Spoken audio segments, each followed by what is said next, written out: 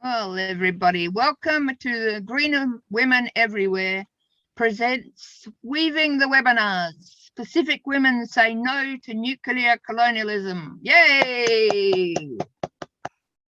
As ever, still going strong against nuclear. Can we go back to, we're going through all of them, acknowledgement to country. I'd just like everybody that's in Australia to acknowledge his country. We actually are in. I am on a Wangal country of the Eora Nations of Sydney. And just to say this prayer of acknowledgement to your country, we who came to your shores uninvited, acknowledge that all First Nations peoples have cared for this vast continent and its many islands since time immemorial. We recognize that your ancestral lands and waters were never ceded. We are sorry for the heinous devastations, past and present, committed upon your peoples. And can you go back to that, please? It's gone under housekeeping. Committed upon your peoples, countries, and spirit. We seek to act in partnership with you. Right, so now we can go on to housekeeping, please.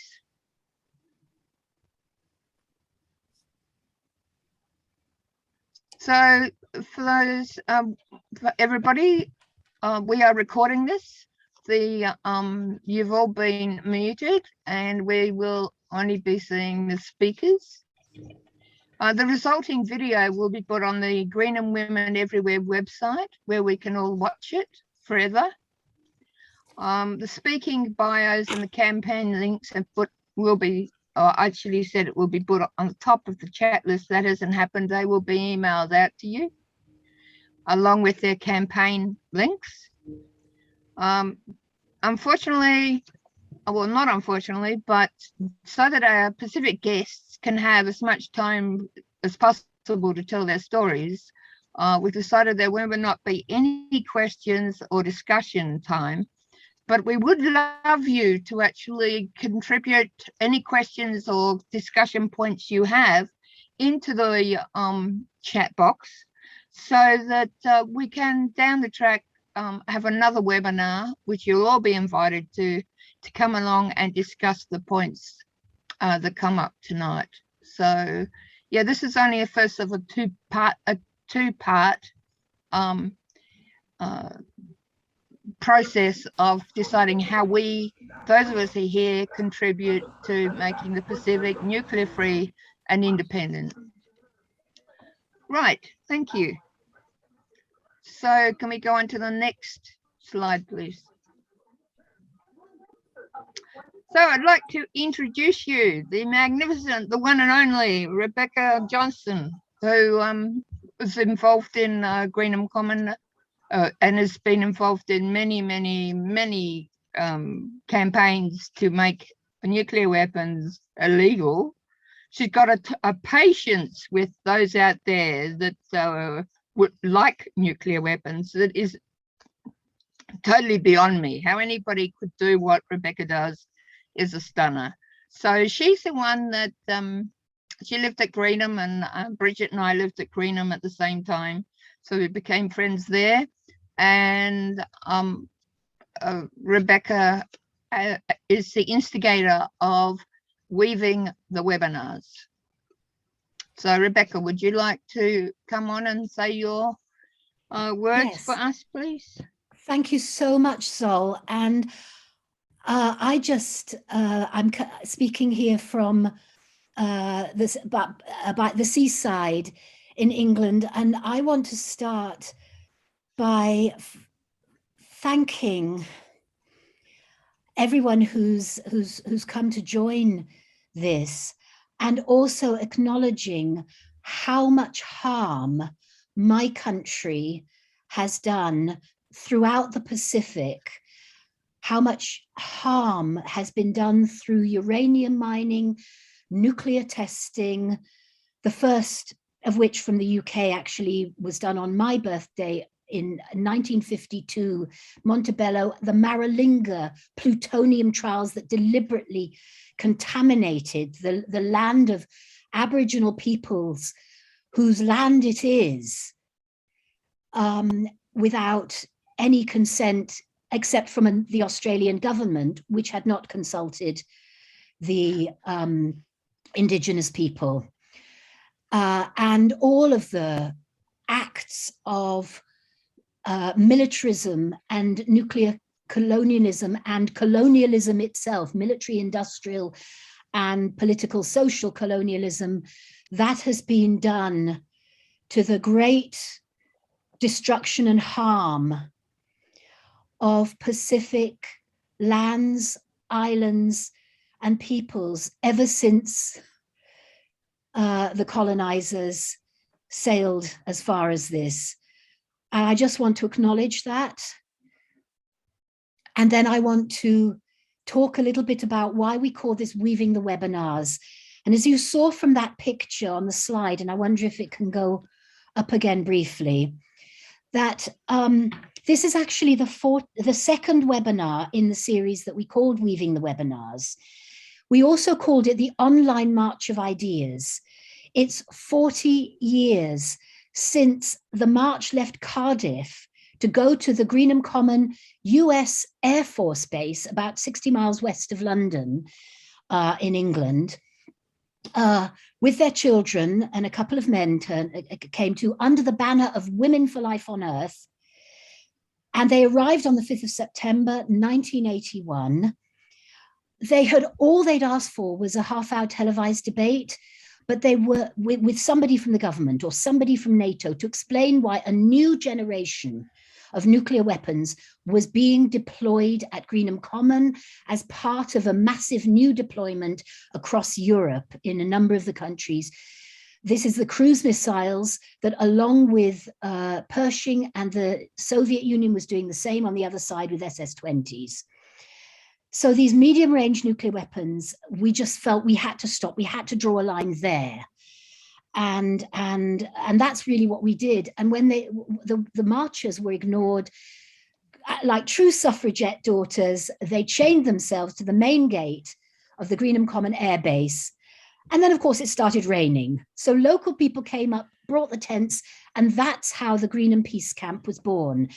And we, along with a number of Women for Life on Earth and peace campaigners, we made the web a symbol of how we weave each other's lives together, how we weave our ideas together. Each strand of the web is very fragile, can look very weak, but when we weave it together, we are so powerful. And this poster was the big action we took 3 years after the NATO decision, December the 12th and 13th, 1982, and 35,000 women, well, that was the police number, so we know it was more than that, came and they encircled, we all together encircled. I'd just been let out of prison. And, you know, we were 15 women at that time, virtually, you know, camping in the mud, but 35,000 women came down. And then on the Sunday, embracing the base, encircling the base, but then on the next day, 6,000 had stayed overnight. Some had decided just then and there, weaving the webs on the fence around the 9-mile perimeter, and 6,000 stayed, and we closed the gate. We closed the entire base right around the 9-mile perimeters. We marooned the US military vehicles in a sea of women who were singing. And we were there, we kept it there for over 24 hours. The police did use quite a lot of violence on that day, having been all nice and oh, it's all the mothers and grandmothers on the Sunday. The media and the, you know, so we saw all these changes. So that's where we have this idea of weaving the web. So that poster can go off. And I just then want to say what this is really about at the time. And we did get rid of the cruise missiles. By 1987, we got the INF Treaty. And that set us up for really deciding we needed more treaties. But it took a few years. It took 2 or 3 more years. They were still taking the cruise missiles out on nuclear exercises. So women still had to stay at Greenham and disrupt and obstruct and stop those nuclear missiles going. And they finally realized that when the missiles went, the Americans couldn't stay and turn that nuclear base that they'd had from the 50s into another nuclear base or keep it as a military base. So the Americans finally went, the US Air Force went. And then some Greenham women still stayed, and with local people got Greenham turned back, most of it turned back into real common land again that had been stolen from the people for the bases in the first place. So what we want to do with this is to recognize the diversity of women's lives and experiences and challenges at home and around the world in these times of warmongering, climate destruction, and COVID. I'm just thinking of the women and children, especially of Afghanistan, all the people of Afghanistan who, they didn't want the war in the first place, and now they've been just terribly abandoned. Let's just pause a moment and just think of what they are going through. We're picking up a lot of the themes that Greenham women really worked on, and that's why I'm so proud that this second one is about the Pacific women saying no to nuclear colonialism. Zol was one of the women that brought the Pacific women to speak in their own voices to us at Greenham, to found Women Working for Nuclear Free Independent Pacific in acknowledgement of the NFIP. And that was one of the things that we wove the web around, and we carried Greenham home on those kinds of issues. So this is what we're doing now, to provide platforms for many different women who are campaigning on the challenges of today, from banning nuclear weapons to resisting military-industrial exploitation and racial, sexual, economic, and environmental violence, to women working, as this webinar, for the Nuclear-Free and Independent Pacific, for dissidents, for protesters, for women in prison, and against all forms of coercion and harm that is brought to us by the patriarchy and those who wield abusive power over others. Thank you, Zol, for allowing me to introduce. And I'm so looking forward to see these wonderful women, some of whom I know, talk to us about what is happening in the Pacific now. Thank you.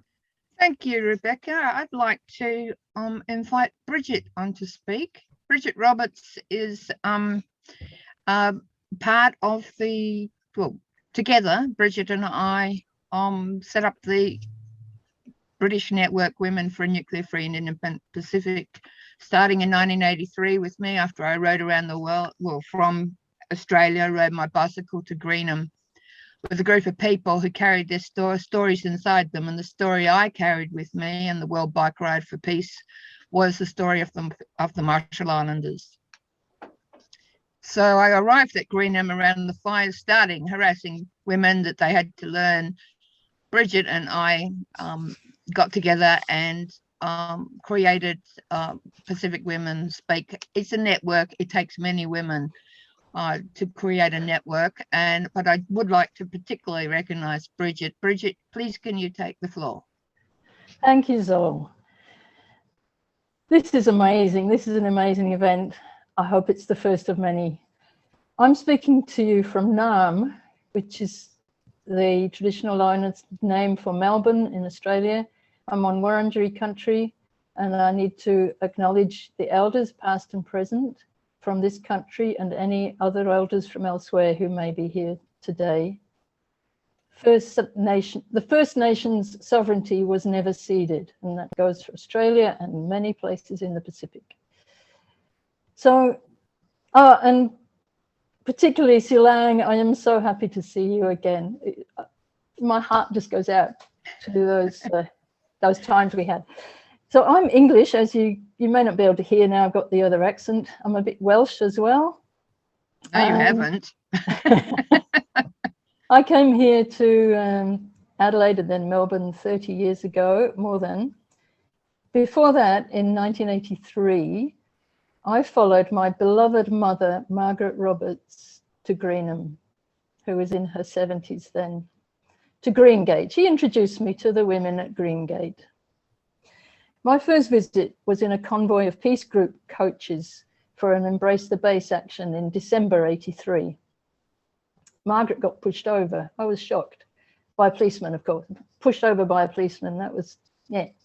Then I was frequently driving 7 hours from West Cumbria at the weekends, while Margaret got on the bus from Carver in Derbyshire for a few nights every month. Then pretty quickly, that was it. Later in 1984, I moved in, and it felt like such a homecoming at Greengate. I was very soon hearing stories from Zol, as Rebecca has said, and from others from the Pacific, like Silva, who's here, about the Pacific region. For most European women at Greenham, the Pacific meant idyllic palm-fringed beaches. Zol inspired many of us to learn more, much more than we wanted to sometimes. Anyway, we raised money to invite Indigenous Pacific women to Britain on speaking tours. And Silang and Titiwai Hawera were among the first to come. So one day I found myself picking up Silang Palacios and Titiwai Hawera from Aotearoa in my red Ford Escort and driving them hither and thither up and down the country to many towns and cities. We were so well hosted by local peace groups, and I hope there's some women here who were part of that. The reception they gave us was warm and respectful, responsive, and angry about what they were hearing. And I've since realized, Silang, how exhausted and jet-lagged you must have been on that tour, because we really worked you hard. In those days in the peace movement, I'm going to get more serious now. In those days in the peace movement, there was some difference of opinion about confusing the fight against nuclear weapons with so-called other issues, usually nuclear power. It was best to have a single issue campaign. Silang and Titiwai would bring first-hand accounts that would awaken women to all the connections, which Rebecca has already listed amazingly. So the connection between cruise missiles in England, uranium mining in Australia, nuclear bomb testing in Australia, the Marshall Islands, and so-called French Polynesia, the nuclear bases right across the Pacific, colonialism, and the legacy of World War II is still there in uncleared landmines in Palau. So those women coming to tell their stories directly, they also awakened us in Britain to the strength of Pacific women in standing up for peace, for justice, for freedom, and for land rights. When we learned from their experience about everything that was going on in the Pacific, we knew and could never forget how so many issues were completely interconnected. For many people, it's all one story. Much is a blur after nearly 40 years, but I do remember the moment towards the end of the 1984 tour. There was Zol and Titiwai and Silang in the car. We'd been spending a lot of time together. And we drove up to Greengate, saw the missile silos again and our wonderful camp. And I was overwhelmed by a huge sense of solidarity and unity of purpose. So it was solidarity, and I'm grateful to all the women involved. Many women involved. Thank you, Bridgette. It's an honor to be able to share this event with you.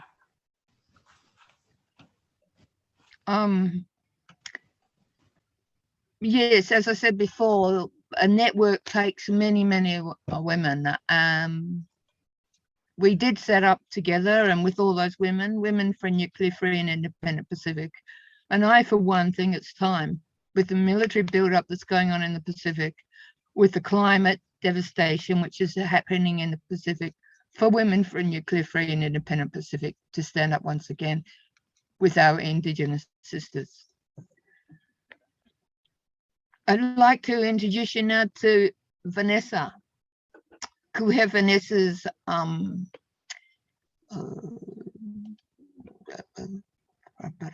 what is the word I'm looking for? Bio. So in 1970, Vanessa helped form Atom against nuclear testing on Mororoa in Tahiti, Polynesia. In 1983, she pioneered the Indigenous-led pan-oceanic nuclear-free and independent Pacific network. Indigenous peoples coming together all across the Pacific to work for nuclear-free and to work for independence in their own countries and in each other's. It's that network that Women for Nuclear-Free and Independent Pacific was created to support. In 2017, as a member of the international campaign to abolish nuclear weapons, Vanessa presented at the United Nations negotiations on the Treaty on the Prohibition of Nuclear Weapons. There are many more things that do not fit on a small slide that one could say about Vanessa. Bridgette and I both met her in Fiji in 1986 when we were doing Greenham's nuclear-free Pacific journey, nuclear-free and independent Pacific journey. So yes, Vanessa, take it away.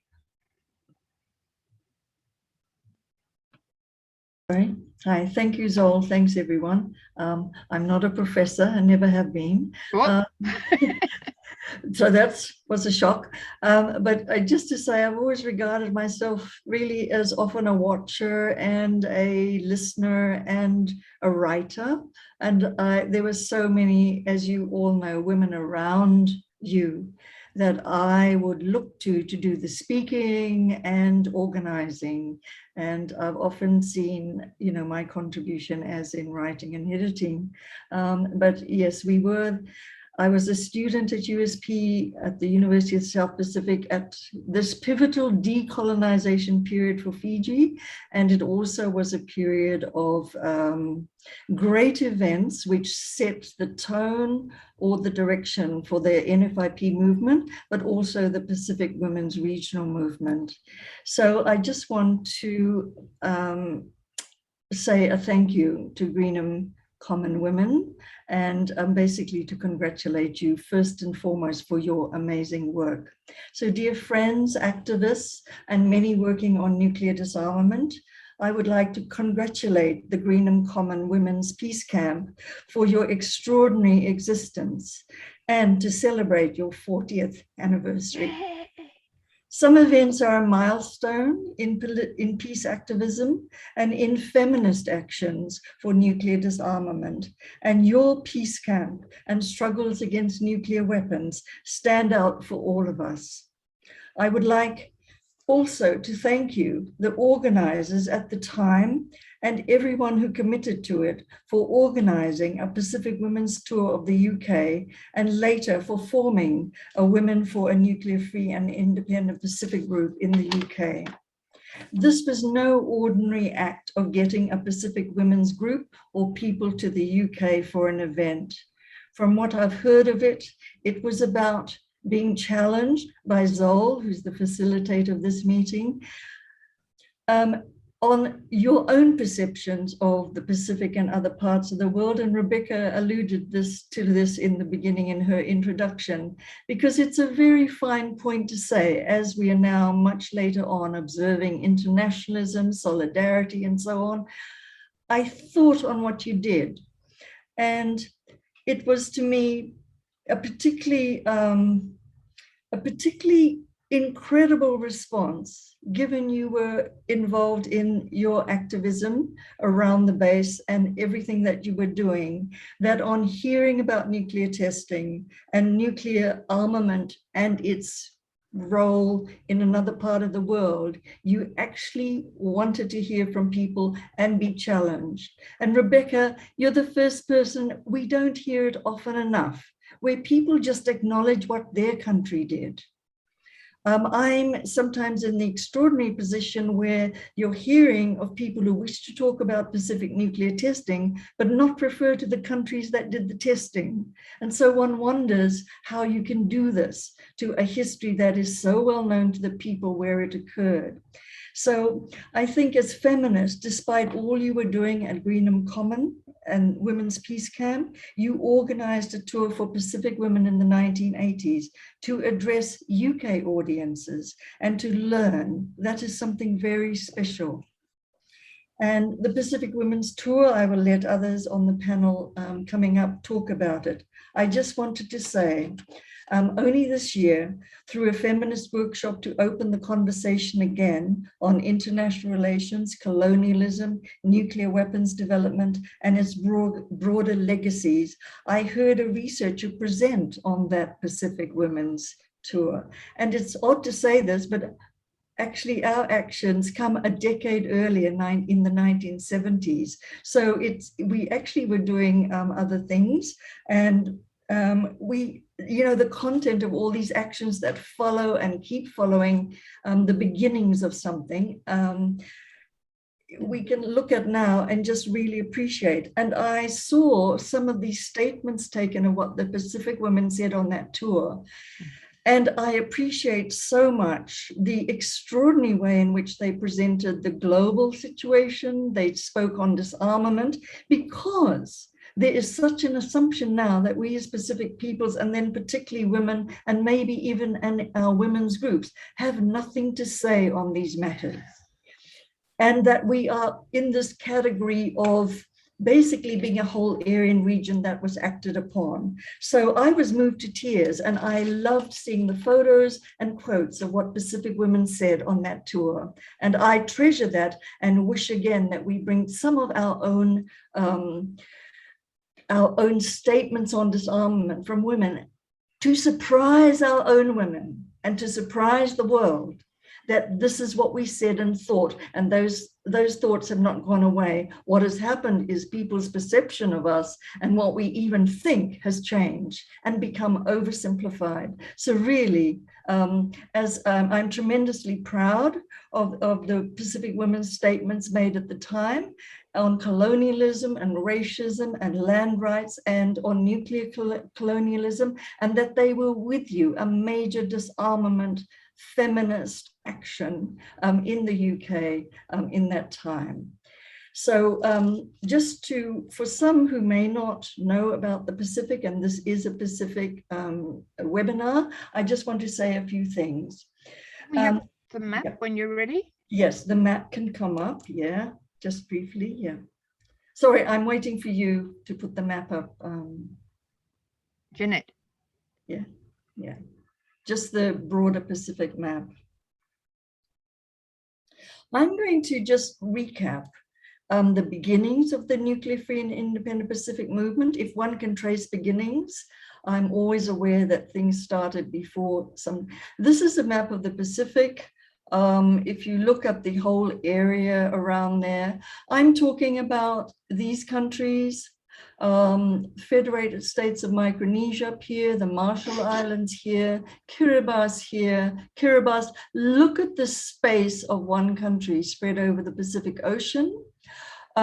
We have the Cook Islands. Over here we have Maui Nui, French Polynesia. Can I point out the nuclear test sites in the Pacific? Here.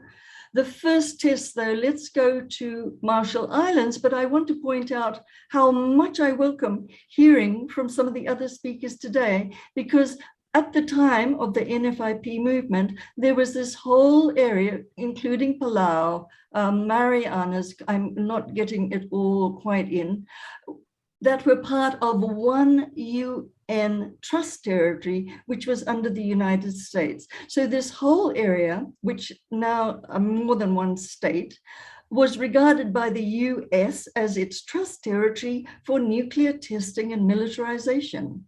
And that was still under a UN mandate. So it's an extraordinary use of a trust territory, a misnomer if there ever was one. So now we might refer to the Marshall Islands as the test sites, but that whole UN trust territory of the United States actually was part of the North Pacific and the militarization that went on from 1945 onwards.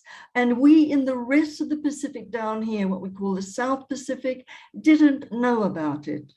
So the isolation and use of those peoples and their countries for nuclear testing by the US was profoundly one of an abuse of people, because the rest of the world, but also their fellow Pacific Islanders, of course, would not have known about it.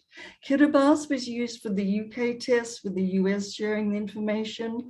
And then later, I would say the movement I'm talking about, it's when you have French Polynesia and the tests beginning later on from the 1966 to 1996, we were not to know those tests would last 30 years. When one started protesting, one lives in the belief that good things are done to good people if you actually have right on your side. That was not the case for nuclear testing. And I would like to say now, it is still not the case. There is still this is still an occupied territory of France. And as of 6 weeks ago, many of us listened in to a huge rally of Maui Nui people on their testing. And it was just extraordinary to think it's 2021. We're talking of a movement started in 1975 for a nuclear-free and independent Pacific, and this represents the complete lack of that happening now. So I'll leave that alone, but just to flag Fiji here, Cook Islands, and this whole area. When you have the nuclear-free and independent Pacific movement of peoples first getting together in Fiji, it ends up, we all start being connected, including Papua New Guinea, and we all take one position on nuclear testing, bringing in the tests we didn't know about and the tests that were happening, and saying, we're looking at this region, we're looking at testing that happened to people here, and it is about colonialism and imperialism and also racism. So that just became embedded. Now, for the Pacific peoples that we're talking about, they were activists, they were leaders, they were organizations, they were church groups, they were unionists, there were dock workers who played an important stand on nuclear testing, and women's organizations and women in communities who may not even have known the rest of the world, as many of us felt we knew it, at least geographically. We had one position then, and that was the strength of the nuclear-free and independent Pacific movement. Was a first meeting, a critical meeting in 1975, by the Atom Committee, which was against testing on Muarua, and that later became the foundation for the nuclear-free and independent Pacific movement. It was a contested meeting, but the breadth of what the movement would include started at the beginning in who was there.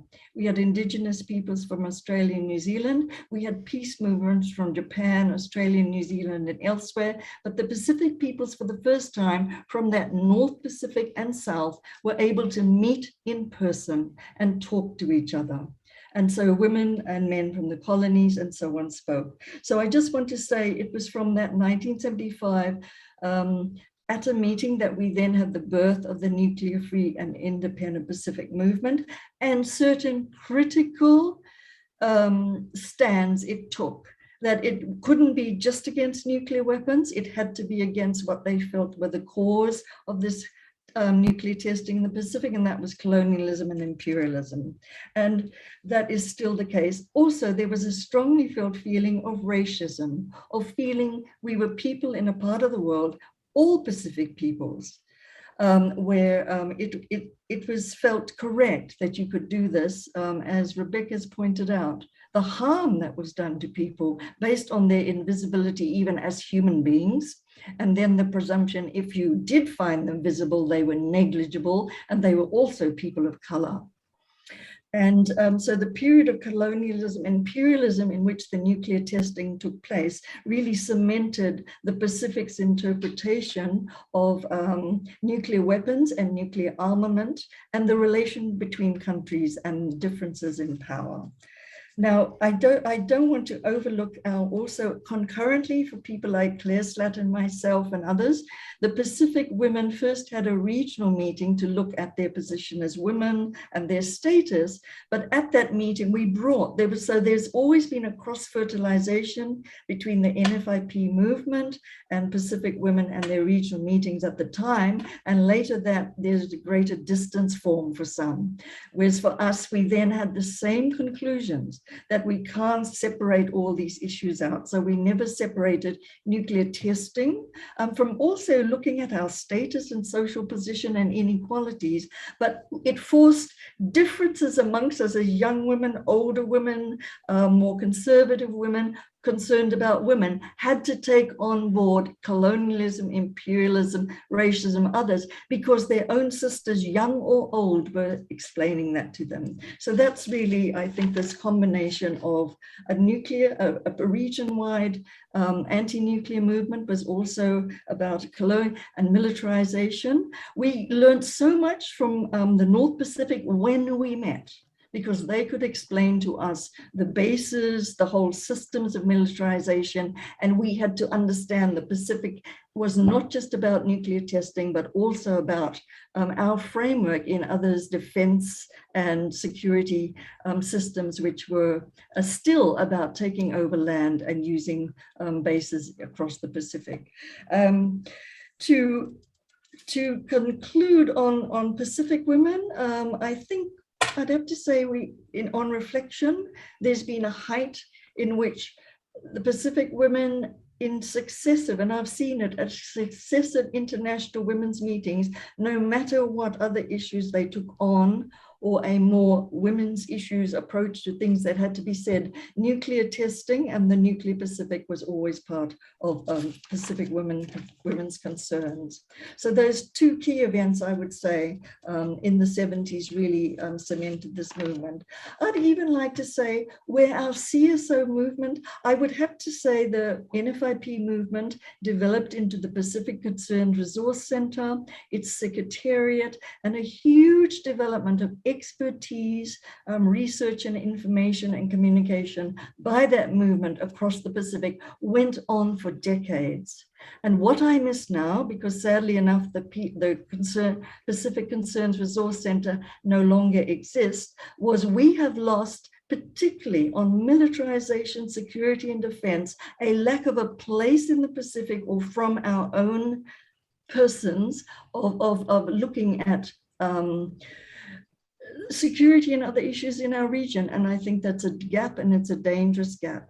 I know it can be done by others in Australia, New Zealand, the Pacific Rim countries, the Philippines, and so on, but that's not the same as we in the Pacific on the non-government side being aware, because the information shared at the time was crucial to understanding our ocean and the militarization of it. And I just flagged that as a gap.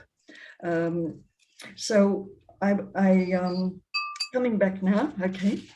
Coming back now, I would like to applaud our Pacific women who spoke at the time, to applaud Greenham Common Women's Camp for getting this tour going, to applaud the internationalism amongst feminists at the time. It's very different from what I see now. Yours was to join and to share and respect the voices and content. And I feel sometimes there's a very different kind of solidarity, and it's not the kind of solidarity we had at the time. Finally, I would like to say on this anniversary, I just want to say two things that strike me is that we have lost our knowledge of nonviolent direct action against things which seem extraordinarily powerful and hard to attack.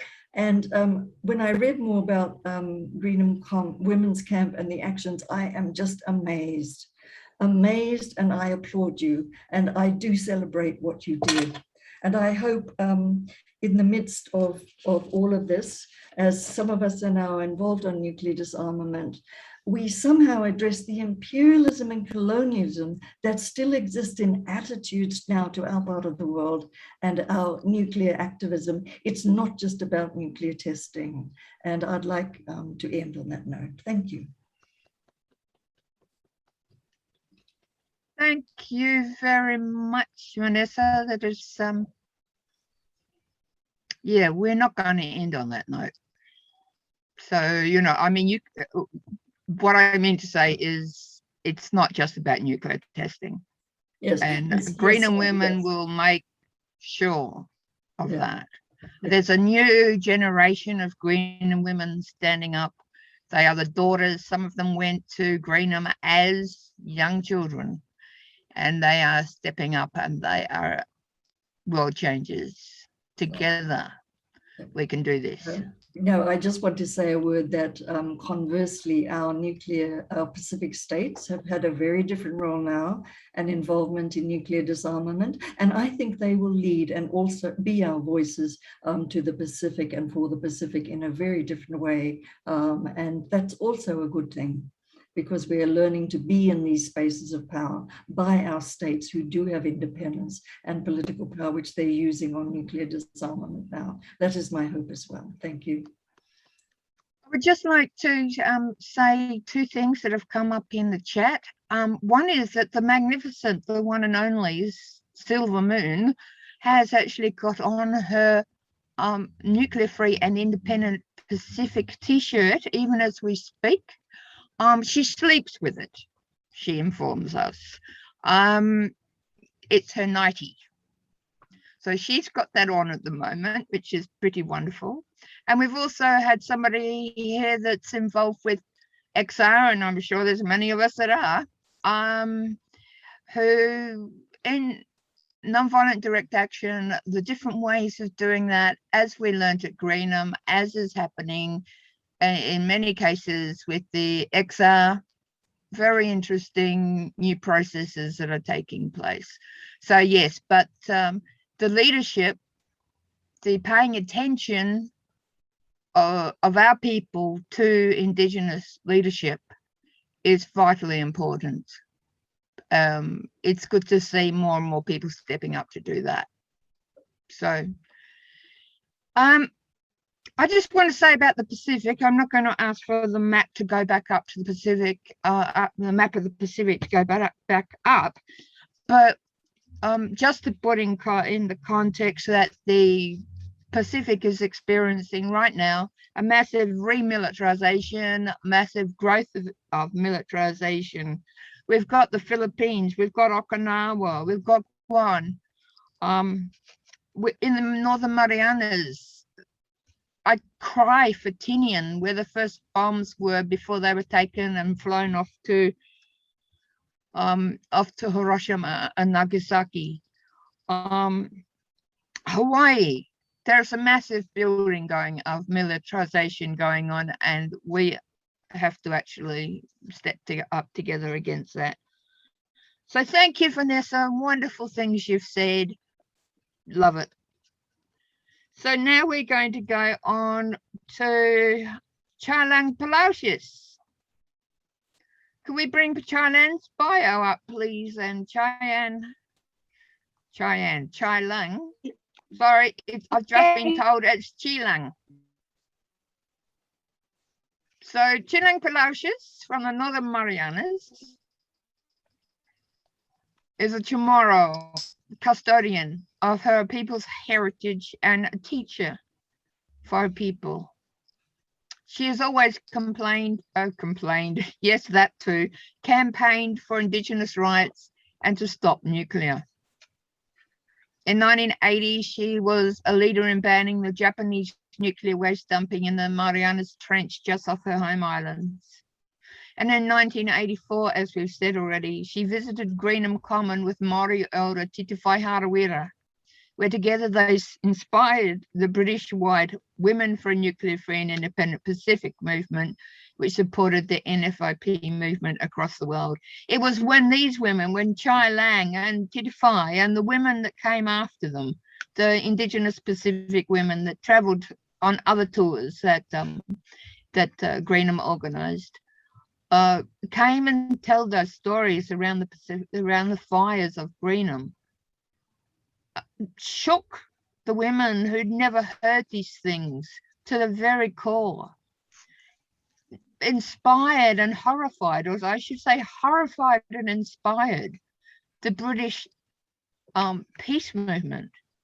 That people were saying, why haven't we known? And Titify was challenging, why haven't you known what's been going on for so long in your name? I was born in Adelaide the day before the first nuclear test in South Australia. I got off lightly. I was in Adelaide at the time. Yes, Adelaide was covered with nuclear fallout. But in the Marshall Islands and in other places, there was horrendous stories. And in the Guggenheim Islands in South Australia, where the nuclear testing took place, massive traumas that came out of that. So it's not just about nuclear testing, but still there hasn't been any acknowledgement of that. So we go on to Kwajalein Atoll. Is someone saying something? So yes. Kwajalein, wow, hacha baby. Half a day. Hacha baby, half a day. Just so thank you all. Go on, Kwajalein. Go for it. Okay. Could we have Kwajalein bio up, please? All right. We're grateful for the Greenland women and for all what you have been doing. 3 years ago, the Department of Defense wants to go to our most beautiful island in the north part of the Marianas called Pagan to do their live training for the military. But what we did, because of your help, Bridgette and Zoe, and so our people here, including our government, said, no, you don't come to our most beautiful island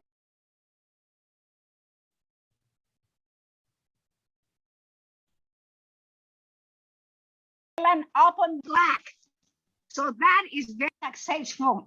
So it really now all of us, and I heard one of the speakers saying, I will quote the Holy Father, Pope Francis, keep on saying, keep on dialoguing, but don't go for war. And I said, amen. Now, just want for John to share because he has helping a lot of us women. So John, can you share what is your experience too? Half a day. I'm John.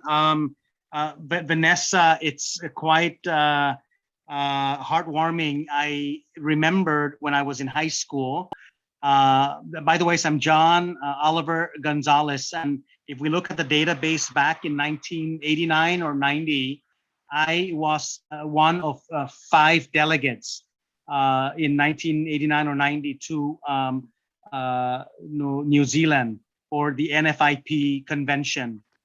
And I was so thankful that it's for the NFIP Nuclear Free Independent Pacific Convention. And as a high school student entering college, it was eye-opening because up here in the Northern Mariana Islands, we are unfamiliar with nuclear destruction.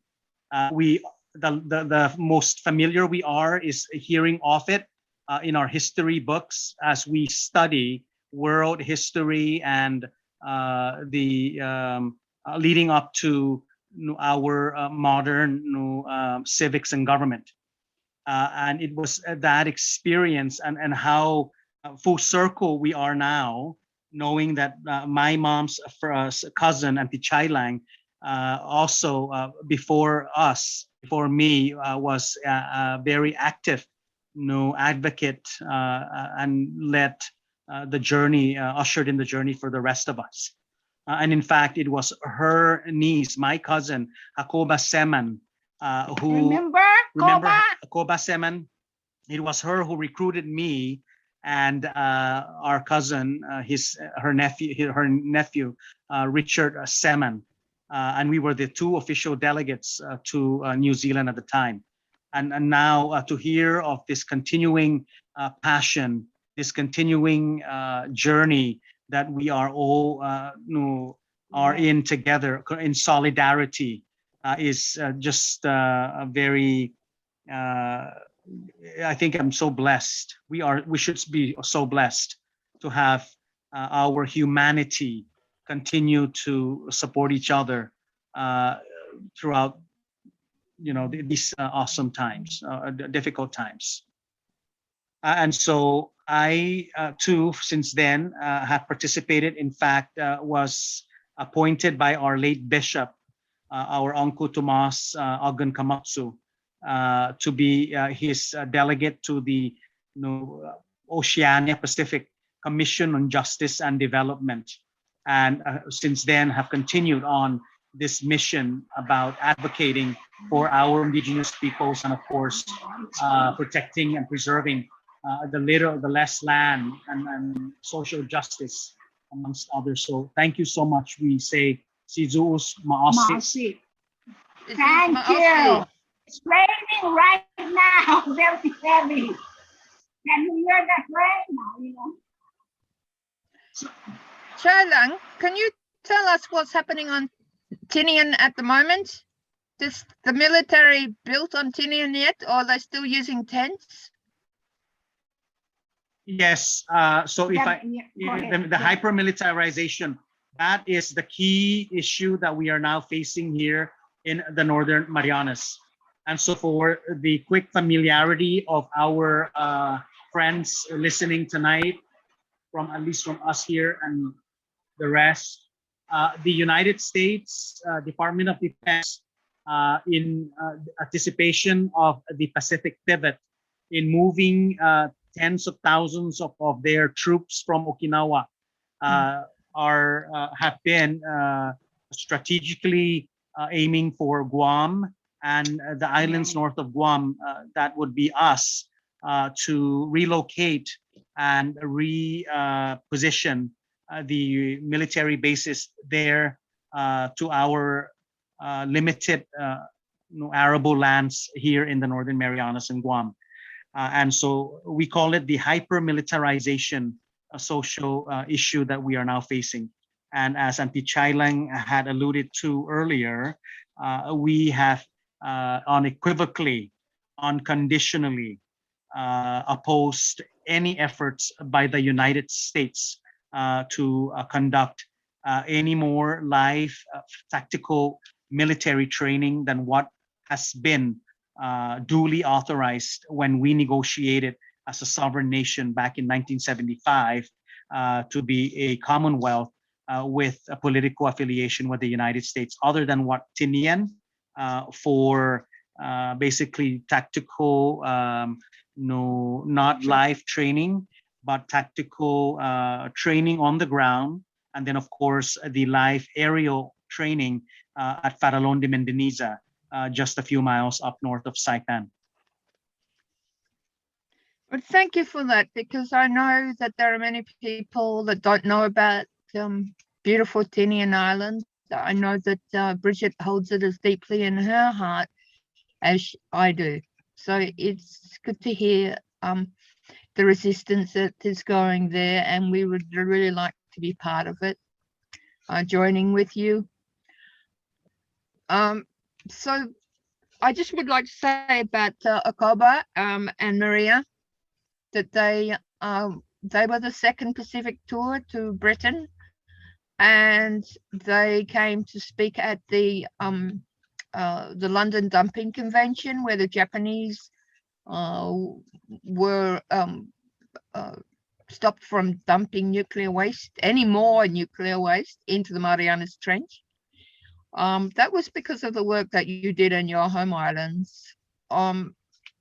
it was a privilege to be a part of that. The Friends of the Earth, they took a huge boat, a barge, and they turned it into a Pacific island with a woman at the top holding a baby, and they spent the whole week towing it up and down the Thames. And Silver Moon, who's going to speak later, she actually unilaterally staged dressed up as a piece of kelp, seaweed, and staged the Kelp Fronds Alliance against nuclear waste dumping. So we've had fun with the work that we've done with you across the Pacific. So thank you for that. We're going now into Guam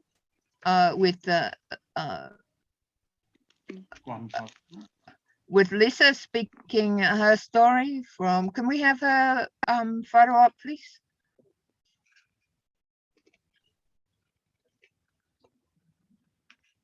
So Professor Lisa Linda Natividad from Guam is a Chamorro woman and a professor of social work at the University of Guam. Lisa was a primary convener of the Guam Coalition for Peace and Justice, a founding member of the ICAN Famaloan Guam, and a former member of the Guam Decolonization Commission. She has spoken before the United Nations Fourth Committee, the Decolonization Committee, and the Permanent Forum on Indigenous Issues. In March 2021, she joined the Council of the International Peace Bureau. Lisa, we would like to hear from you. Buenas and Hafide, Zol, and everyone else.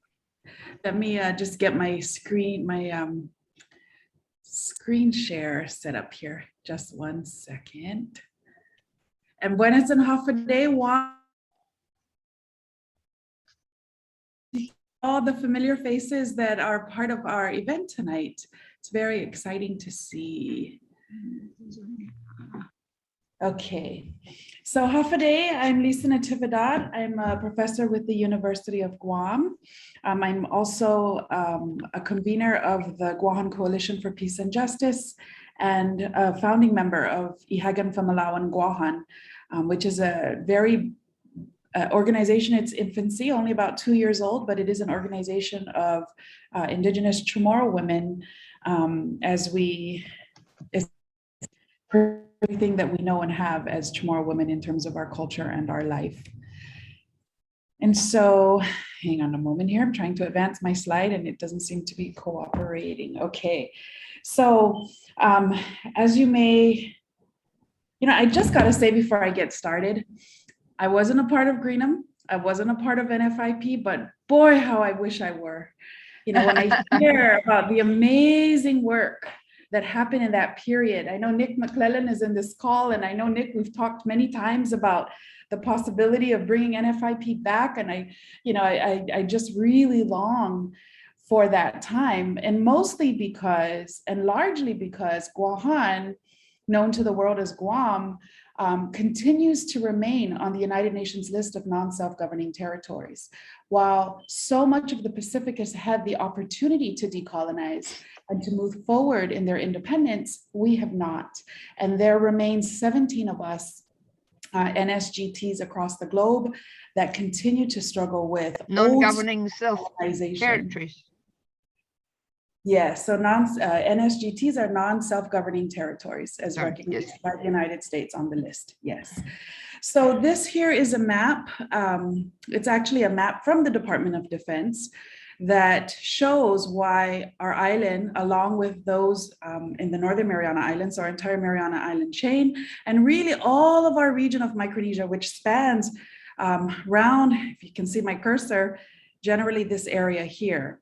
And so Micronesia, as was alluded to earlier by Vanessa, is a very big expanse of space.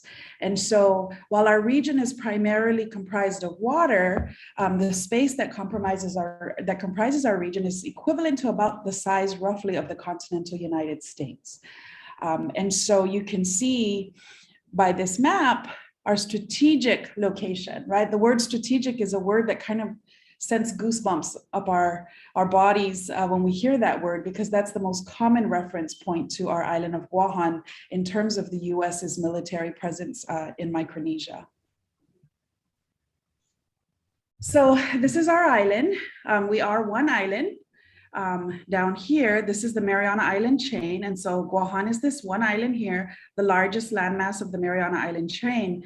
And Titilang, who spoke earlier, the CNMI, the Commonwealth of the Northern Mariana Islands, are these islands collectively to the north of us. Although culturally we are one people, and so we feel very connected to the CNMI.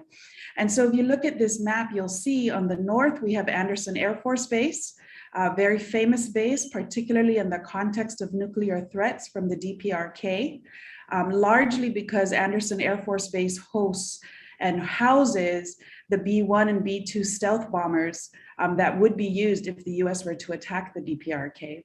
As well, there are now F-22 Raptors, and of most recently, we've seen based there, Ospreys, as is seen in Okinawa. And so this here, near the area of Vertidian Point to the north as well, is the latest place of massive hypermilitarization that John was talking about earlier. And so in this point here, you see the development of what is on traditional lands called Litekzen of Camp Blas, which is a US Marine base that's being developed in order to transfer roughly 5,000 Marines, US Marines from Okinawa to Guahan. And here to the south, in the southern part of the island, we have Apra Harbor, where there's a huge naval base because the US Department of Defense, its current footprint on our island is about 1/3 of our landmass. And that is increasing with the development of the base to the north for the Marines. And I also want to say of particular interest to our discussions today that towards the central area in this sort of middle area of the island is another base that is actually referred to, or I'm sorry, not a full base, but it's a naval magazine. And our guess, even though there are constant denials about it, is that that really is where atomic weapons are currently stored on our island. Oh, one last thing on that slide, and I put on here not just Guahan, but also the CNMI. I know there was talk about the island of Tinian, and as Zol had shared, Tinian is the island from which Little Boy and Fat Man, which was detonated or was brought to and detonated to destroy Hiroshima and Nagasaki, was housed. And actually there's encasements that memorialize where they were kept on the island of Tinian. And it really, for me as a Chamorro person, really symbolizes our complicity to war that is not our own. And so every opportunity I get to apologize to the Japanese people, from the heart of Chamorros, we share that sentiment because our intent was never to destroy their communities. And so kind of pulling our scope out a little bit, I did want to focus quite a bit on the Marshall Islands, which is a big part of the nuclear story of Micronesia, and largely in solidarity with our sister Abaca, who for whatever reason is not on our webinar today. And so she has shared actually a number of slides with me to use at Liberty to share their story in terms of the nuclear experience. And so then looking more specifically at the TTPI, which stands for the Trust Territory of the Pacific Islands. This was a strategic area trusteeship that was established by the UN following World War II. So it was in existence between 1947 and 1986. It comprised roughly 2,000 islands of Micronesia, which equates to about 3 million square miles of area. And as you can see, the Marianas was included here, however, not Guahan. So our island was never a part of the TTPI. But you see the Marshall Islands as well as the Caroline Islands. And of note in the Caroline Islands is the island of Palau, and the ferocity of the women that were able to have a nuclear-free clause in their constitution come from this place. And as the US in its Indo-Pacific strategy of late, its latest strategy in terms of development in the Pacific, you now hear discourse about Palau having increased military presence. Although they're not talking about a base or a missile defense system, the word they use oftentimes is deterrence. And very recently, in the last couple of weeks, there's been announcement of the development of an actual military base in the Federated States of Micronesia. And so collectively, just kind of pulling the scope to look at the entire Micronesian region. So this is the Republic of Belau or Palau, whose political status is that of a free association with the United States, and has been the case since 1994. And as you can see, many, many islands comprise the Republic of Belau. I often share publicly that clearly, in terms of natural beauty, Belau, with their efforts towards protecting their environment, is clearly the crown jewel of beauty in our region. Very beautiful, beautiful place. And then we have the Republic of the Marshall Islands, also in a freely associated state with the US since 1986. And as you can see here, is comprised of many different islands. Most notable, of course, in terms of the nuclear story is going to be Bikini Atoll up here, as well as Rongelap and Eniwetok, which are the primary islands where nuclear testing occurred. And then you have the Kwajalein Atoll, which continues to be a US military base today. And off the coast of Kwajalein, of course, is Ibai Island, where native Marshallese were relocated so that they could develop the base at Kwajalein. And so when we look at what has nuclear colonialism meant for Micronesia, it's meant lots of things. I mean, clearly the experience of surviving nuclear testing, and not only on the direct islands like the Marshall Islands and others throughout the Pacific. However, it also includes those who have been exposed to nuclear fallout as a result of downwinds, which is the case for us on Guahan, right? And so this you can't separate the nuclear experience from the military experience from colonialism. It really is a sort of a trilogy that is all complicit together. And so you see these evidence, these are just different pictures, not just of war occupation, but of military basing stations. You've got patriotism from people who experienced war and who see the US through the context of a benevolent relationship. The use of our lands and our airspace now, particularly with missile defense systems that are being erected. And then you see the hyper-militarization of our youth.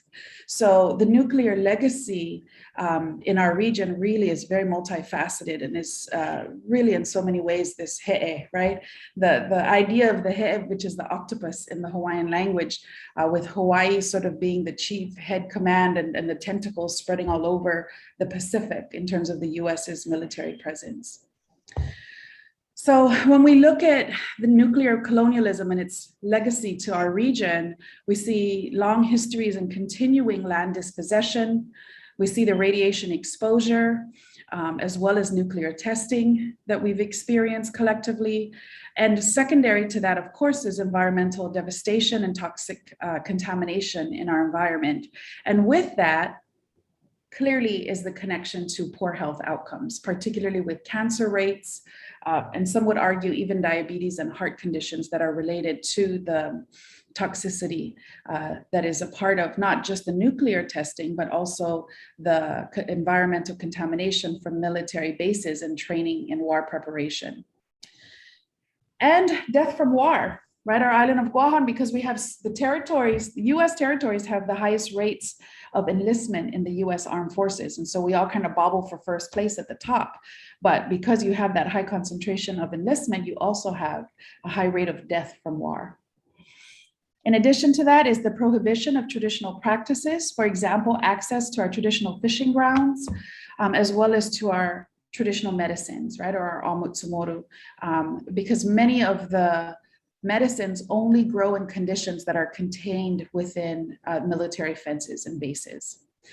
And our complicity to destruction. As I shared with Tinian Island, as Chamorro people, the destruction in Hiroshima and Nagasaki were connected to, even though that was not our wish. And so, that's a negative ramification that comes from the existence of military, US military on our lands.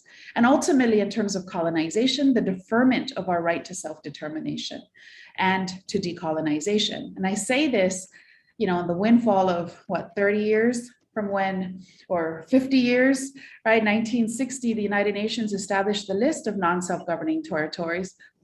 Over 100 territories have been able to decolonize, but as you can see, because of Kwajalein's very prime location geographically, the propensity, the ability for any of our efforts to decolonize is largely stymied by the US's military needs. We look at the Marshall Islands, just kind of zoning in again because of the period of nuclear testing. We have Kwajalein Atoll, which is the Reagan test site and missile range.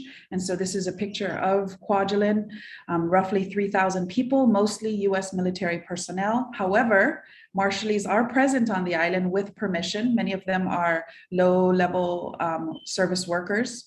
And so you see this sort of swath of different kind of functions that Kwajalein plays in terms of US militarism.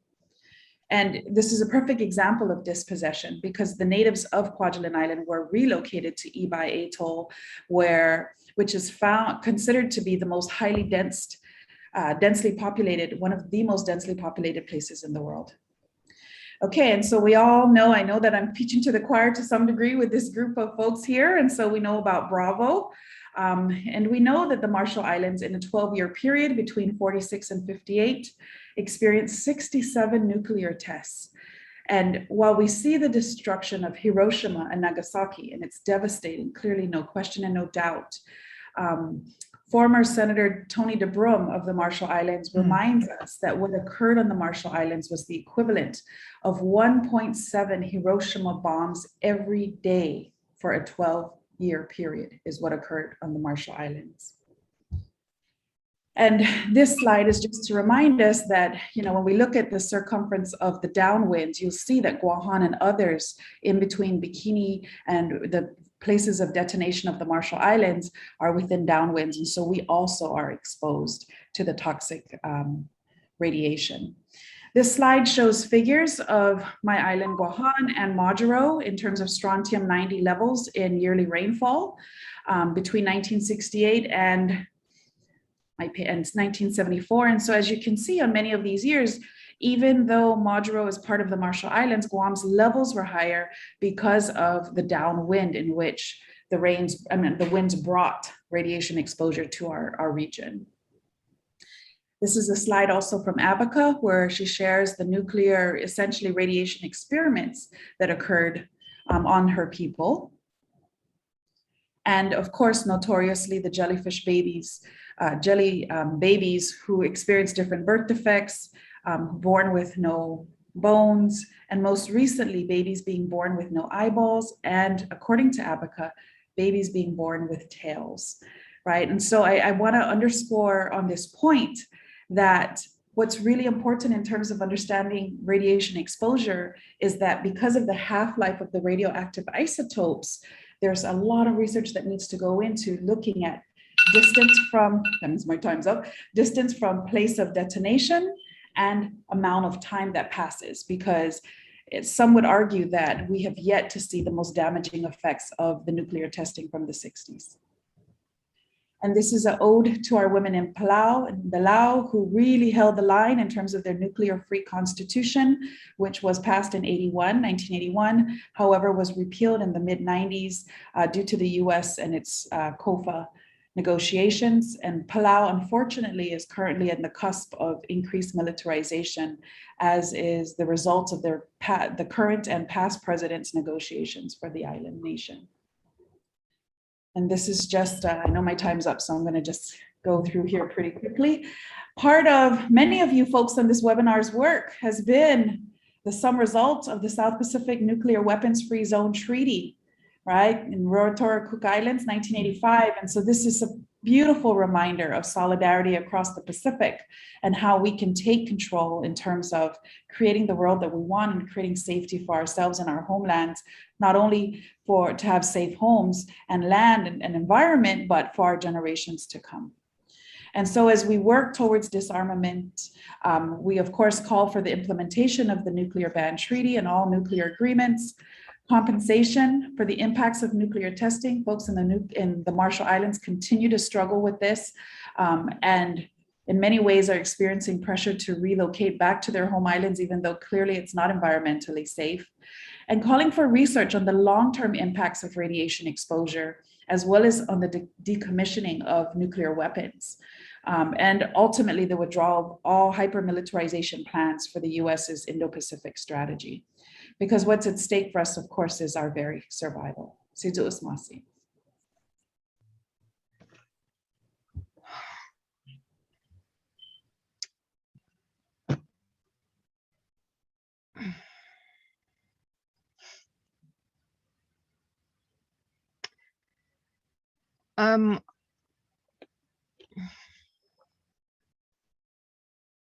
For those of us, well, for all of us, I'm sure everybody is feeling shaken to the core, as I am, by all the incredible witness that has been related to us tonight. I feel very homesick for the Pacific. It's beautiful to have this connection happening right now. I know I'm not alone. There are a lot of people with us tonight who have spent time in the Pacific and know these stories. So yes, Lisa, can you just correct me if I'm wrong, but has Kwajalein been threatened twice with a nuclear attack in the last year or two? Absolutely. And, you know, the nuclear threats were happening so regularly during the height of the tensions with the DPRK, so much so that, you know, one day you wake up to the newspaper headline that says 14 minutes. And 14 minutes refers to the amount of time it would take from the time of detonation of a nuclear weapon from the DPRK to reach us. Right. So as mothers waking up and having to decide, geez, do I send my kid to school today? Because at one point there was even a specific date that the bomb was supposed to come and be detonated. But to be fair and to be clear, the DPRK has always said that it would only strike in response to a first strike, right? It would never first strike. But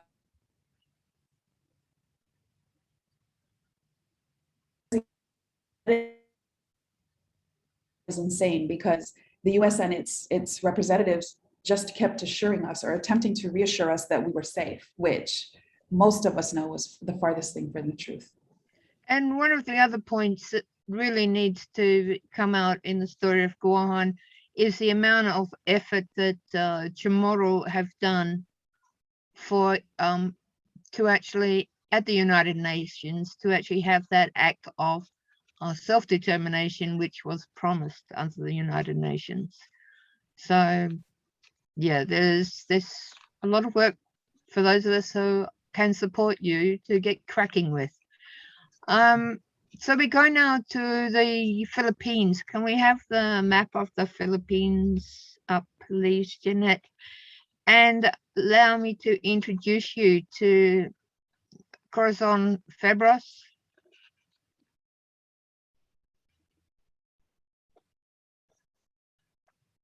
Who's a lawyer. She's at various times been chairwoman of the Pacific Concerns Resource Center, which is the secretariat of the Indigenous-led Nuclear Free and Independent Pacific Movement, a co-vice president of the International Peace Bureau, and the Secretary General of the Nuclear Free Philippines Coalition. Just going through your bio, Corazon was a lesson in humility. You're amazing. In 2000, she spoke at the international meeting of the World Conference Against A&H bombs, atomic and hydrogen bombs. She was chairperson of the Peace Women Partners when it convened its 2009, 2016 and 2020 International Conference on Women, Peace and Security. Corazon, would you like to share with us now, please? Thank you, Zol. You know, it's always, there's always an advantage when you speak last, but at the same time, but at the same time, you know, I'm really filled with, you know, mixed emotion at this point. And I was never in Greenham, and that's why I'm grateful to Bridgette for, you know, giving us that story. And also I'm grateful to Vanessa, you know, for going through that, you know, very important historical context of the nuclear-free and independent Pacific. Having said that, it also, you know, I also listened to it with sadness, and because it was during my term as chair of the PCRC, the Pacific Concerns Resource Center, when we had to close the office. So I am deeply saddened by that. I also until today I keep dreaming about, you know, how to put it back, you know, how we can have it again. But, who knows? And you know, I'm actually a latecomer of the NFIP, but let me share my screen at this point. What am I supposed to do? Okay, let's see, where is it? I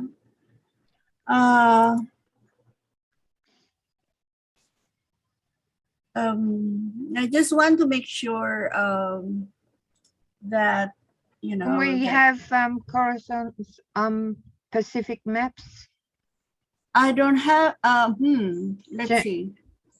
I don't have the Pacific map, but I have this at this point, just to, you know, I usually show this just to make sure that that you know, people know where the Philippines is and the rest of the Pacific. So that's where we are. The Philippines, we're kind of sometimes being asked whether we are part of the Pacific or not.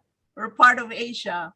You know, that's always a kind of debate, you know, even at NFIP. But I think we've resolved that at some point. This is just another version of it that basically shows the, which I will refer to this later, because this is what I will focus on eventually. And also that, where is this? Okay. I usually come up with a timeline, and the reason is that, you know, being in the movement has been, I think, has been my life, and therefore, for us in the Philippines, we always refer back to the time when, you know, we started looking at the nuclear issue. And I think I need to say at this point that from the very beginning, when we started looking at the nuclear issue, and we were not looking at it not only merely because of Hiroshima and Nagasaki and all this nuclear testing, but we were also looking at it with the lens of, you know, the Philippines being a major partner or even part of the US military infrastructure. And it was the issue of nuclear weapons and nuclear power plant is never a question or never separated. So you could see that as we went along, you know, in 1950s, you know, the government started to look at this issue, and eventually decided. I was a student in college at the time, you know, Vietnam War. Maybe some of you would remember this in the 70s. It was also a time of ferment. We called it the first quarter storm in the Philippines, and where the government decided to declare martial law. So so it was a combination of that push our work for the restoration of democracy and opposing martial law in the Philippines. But also it is a realization with what was happening in Vietnam. The Philippines, the US bases in the Philippines was a very important component of that Vietnam War. We remember that Agent Orange, took off from its base in the Philippines at Subic or Clark. And that was also at the same time that the government decided to build a nuclear power plant. So you kind of have this together. And therefore, below, if you would see, you have the dates there. And below, you would see how we tried to organize and proceed with the responses to what the government was doing at the time.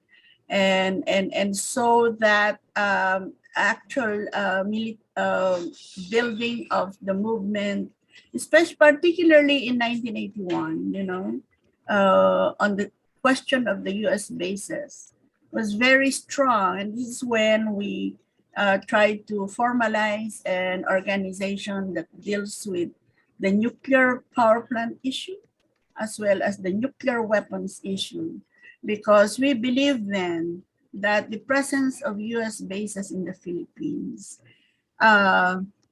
contributes to its, US hegemony, to its militarization in Asia and the Pacific. We were, the US base in the Philippines was the biggest US military facility at that time outside of the United States.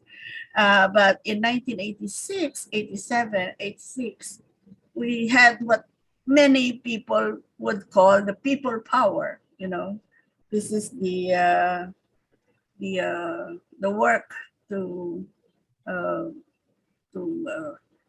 topple the Marcos dictatorship, and we find that as a moment of victory in a sense, because it has given us the opportunity to move forward. What was that? It was very crucial because of the restoration of democracy in the Philippines, and the political detainees were released as promised by Corazon Aquino, the new president. But at the same time, the work towards, the negotiation for the renewal of the military bases agreement came about. So you kind of have a campaign that's almost two things happening at the same time. But because the nuclear power plant was mothballed, so we were able to rest ourselves in dealing with that. But at the same time, this is the real work, in terms of what we don't want the US bases in the Philippines anymore, because we know its contribution in the US wars of aggression in the region, not only in Asia and the Pacific, but particularly at the time, you have the Middle East, the Iran-Iraq war, and including the Korean War. So just want to emphasize at this point that there were two important work that we tried to do at that point. Because one of the first things that the new government did was to convene a constitutional commission so that, it could look at the Philippine Constitution for the first time after many decades. And so two things that we had really tried hard to lobby and which we were able to have. One is the provision of freedom from nuclear weapons in Philippine territory. And the second one is a provision that prohibits foreign military bases in Philippine territory. So those two important provisions have been put into the Constitution because we knew then that that could be a possibility of providing the legal basis, the constitutional basis for the Philippine Senate to renew a military basis agreement with the United States. So below that, we will see, the different formations. This was the time of coalition building alliances from campaign for sovereign Philippines to the anti-bases movement to the the anti-treaty movement finally as we neared the voting. And it was a moment of so many organizing work. I cannot imagine how all that happened, but I know that it was hard work, but it's also a very rewarding work that was also about the time when the Philippines became part of the NFIP movement. So to make it short, in September 16, 1991, the military basis agreement was rejected. And so we moved on to, but that was not the end of it. And I think I should, that was not the end of it because the US eventually made the decision to make other agreements with the US. But of course, 1991 was as important moment for us, and which led to the closure of the US bases in the Philippines. I never imagined that I would live to that day. Because during martial law, when our lives were we don't know whether we will survive martial law, whether we could be arrested anytime, and so I did not really expect that it could happen that fast, also relatively, and so to see the lowering of the U.S. flag and the raising of the Philippine flag in Subic, and seeing the last plane out from the U.S. bases in the Philippines was a what to call this, for me, a moment of gratitude, and I don't know, I until today I tear up when I remember that, but it's good to say farewell to the U.S. bases. It was not, but you see, the Philippine government eventually, after that happened, it took about 8 to 9 years, before a new agreement was forged. So from because of the Asia-Pacific rebalance policy under Obama, maybe, the U.S. had to transfer 60% of its naval and aerial power to the region by 2020. And then it has, 8,000 Marines out of Okinawa. And then actually, because of that, when the bases were closed in the Philippines, there has been, what do you call this? A gap, or a lack, or a need for the U.S. for support facilities and services. And they can actually find that in the Philippines. Therefore, a new agreement like Visiting Forces Agreement that deals with the rights and privileges of US troops that come to the Philippines for rest and recreation, for joint military exercise, for training, for war games, you know, all this ship repair.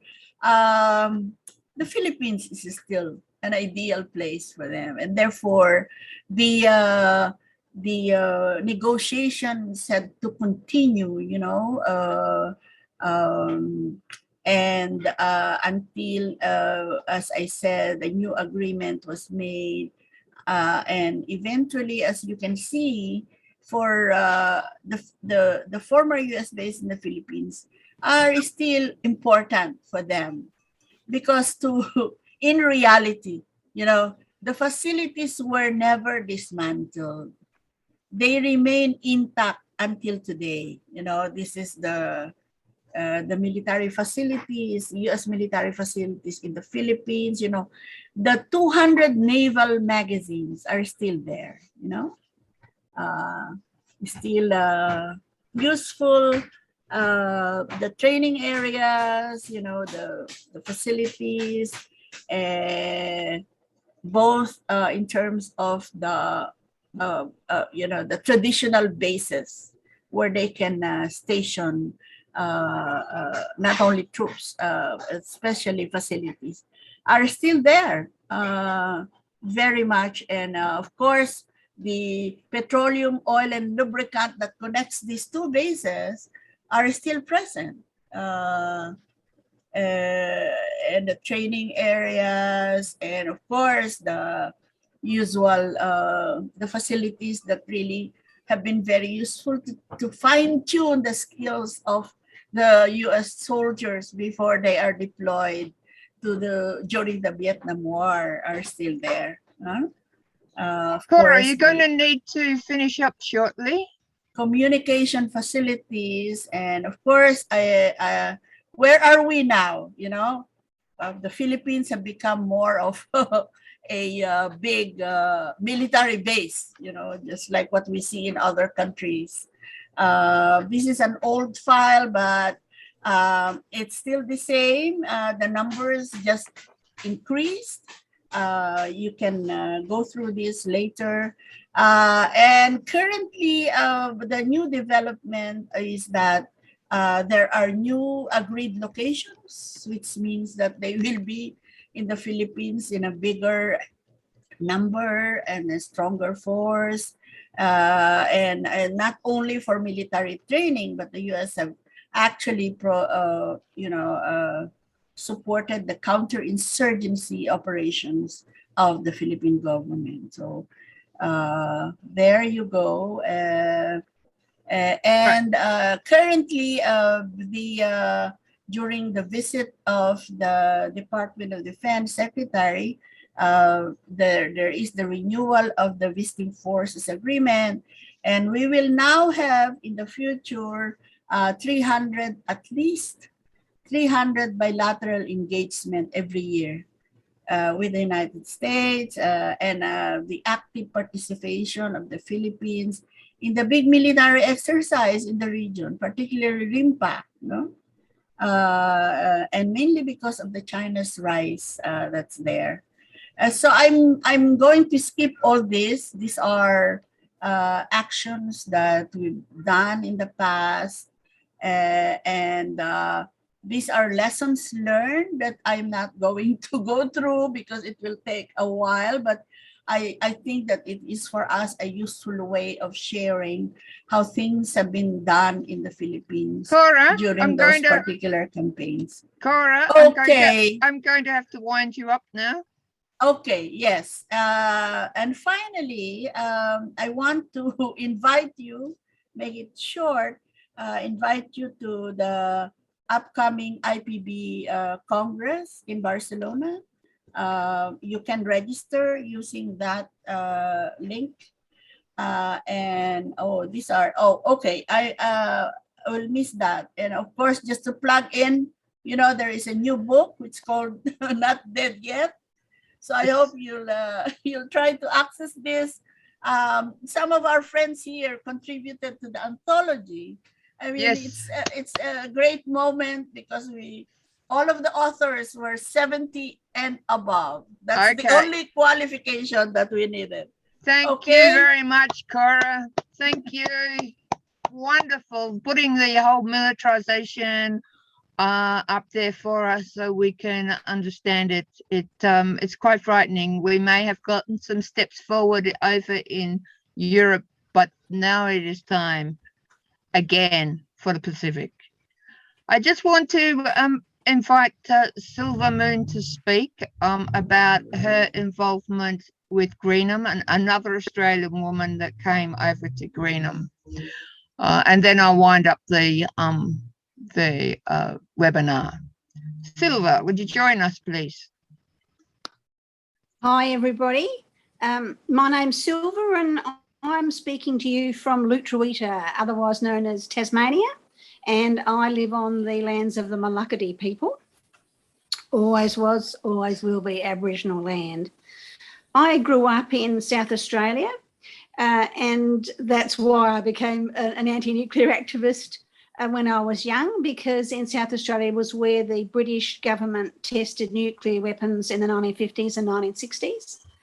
And that was followed by American experiments that didn't involve nuclear explosions, but did involve spreading radiation all over the place.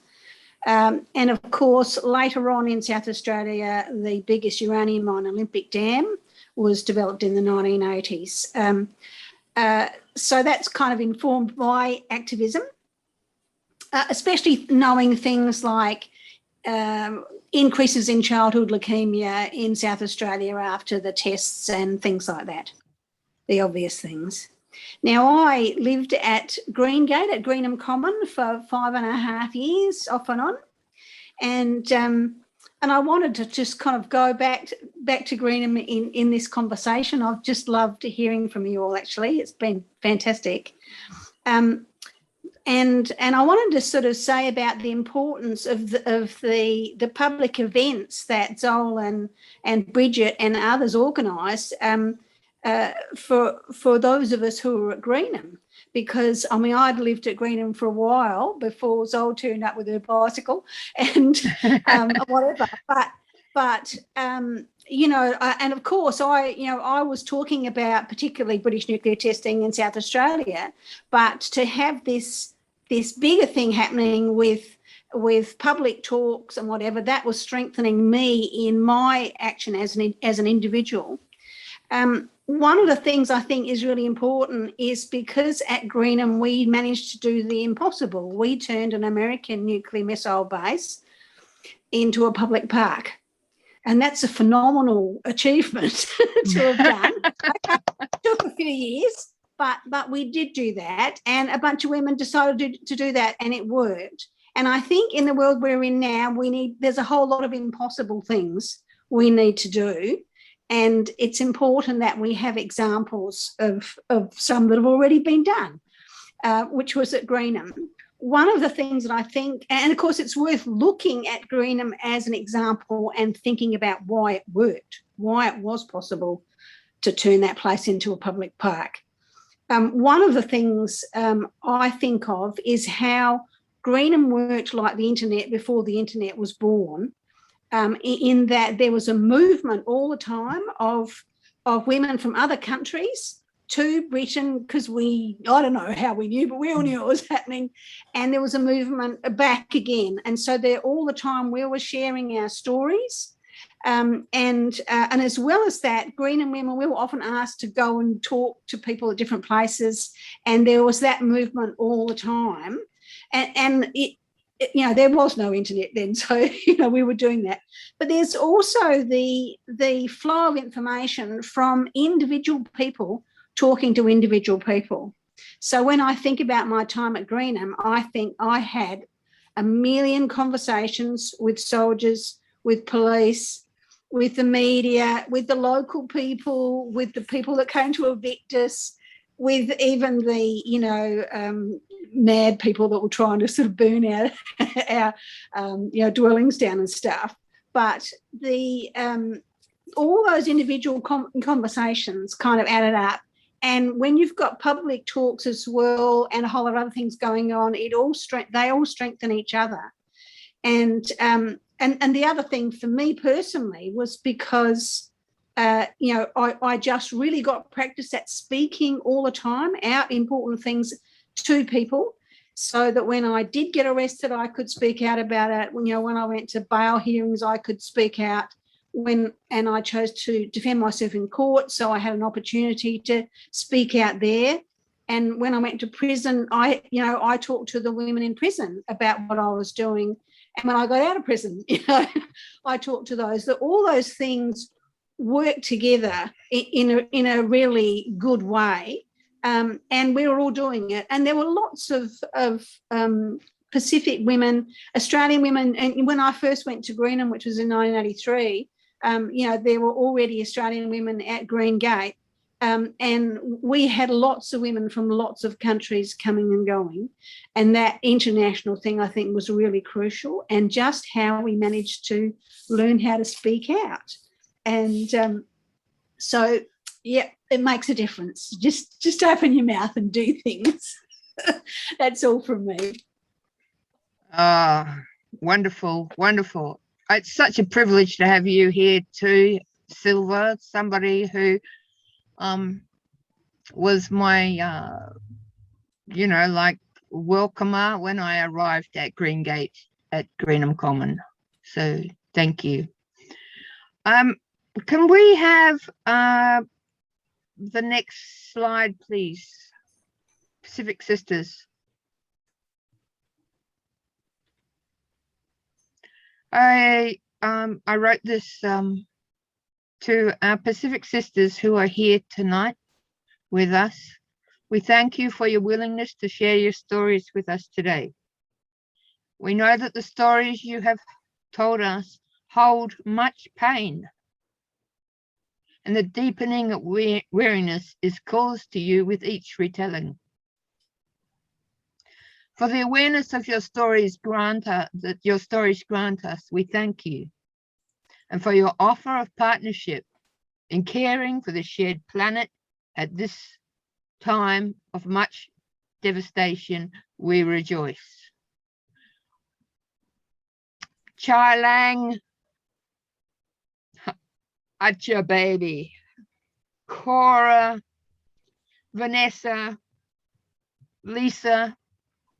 Acha, baby, I love you all.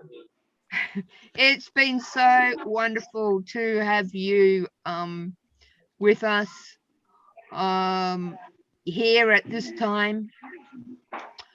Could we go to the next slide, please? I would like to say that this event has been jointly put on by Greenham Women Are Everywhere. Indeed, we are.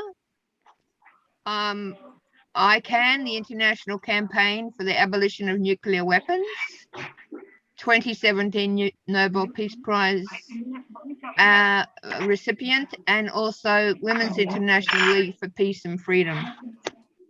And can we go to the next slide, please? And could somebody who's making all the noise please mute themselves? Abaca did not get here for reasons that we're not quite sure of, but I wanted to talk about Rooney Island in the Marshall Islands in the atoll of Vanuatu. For me, Rooney is where nuclear weapons and the climate crisis meet. This is the nuclear radiation from Vanuatu was scraped off the islands of the whole atoll and dumped into a bomb crater, a crater caused by the nuclear test on Vanuatu. So this is a bomb of cement which is leaking, and has indeed leaked ever since it was built. But as the climate in the Pacific with the rising sea waters begin to swamp this island and indeed other islands across the Pacific, this atoll, this nuclear tomb, otherwise known as a nuclear coffin, is leaking radioactive waste into the Pacific Ocean. I believe that Rooney could be taken as a symbol of the importance of those of us who are against nuclear and those of us who are against what our industrial societies are creating with climate crisis, which is happening already, to form a force that would support the Indigenous Pacific peoples. Our societies, our industrial societies, are the ones that have caused the problems, and it is up to us to stand beside our relatives, our friends in the Pacific, and to take our guidance from them. So that's, yeah, I just want to leave you with the image of Rooney, the dome, which is just in this little corner here. So going back on, taking the slides down and going back on to me, on behalf of everybody, and it has been a massive team effort to get this event ready and happening. Want to thank all our Indigenous speakers. We want to thank all of you who are friends known to us and unknown to us, but friends to our heart, for being here tonight and for holding on. We know we've gone off over time, but we felt that it was important to hear these stories. This is only the first, and as Rebecca Johnson, the instigator of weaving the webinars, we will keep on making webinars involving Indigenous Pacific peoples, and we will continue to spread this news around the world. There will be others, other webinars in this era of COVID. It seems like a very useful thing to do, and thank you all. I would appreciate if there were any, we will be emailing you with the information and asking questions. We would like to have feedback. We would like your involvement in creating a women's organization network across the world to support Indigenous Pacific peoples. So thank you very much. And if there's anybody that wants to say anything in particular, how about Bridgette? Bridgette, would you like to say anything? Oh, there you go. Sorry, You're I'm just on the reading spot. the chat, and there's so much in the chat. It has to be saved. Yeah. Thank you. No, I'm hungry. I'm going to have tea. We love you all. Kwajalein, Cora, Vanessa, Lisa, and the absent Abaca.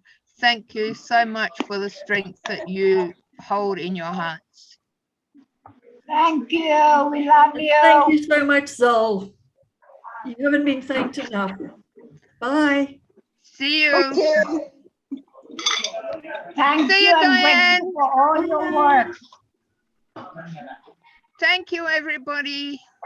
Thank you. Thank you. Thanks, Sol. Stay in touch. There's so much. This is only the beginning. Thank you, Sol, very much. It was really great. Yeah. Thanks, Janet. Thank you. Sisusma Asi. Sisusma Asi. Thank you, Zol. That was wonderful.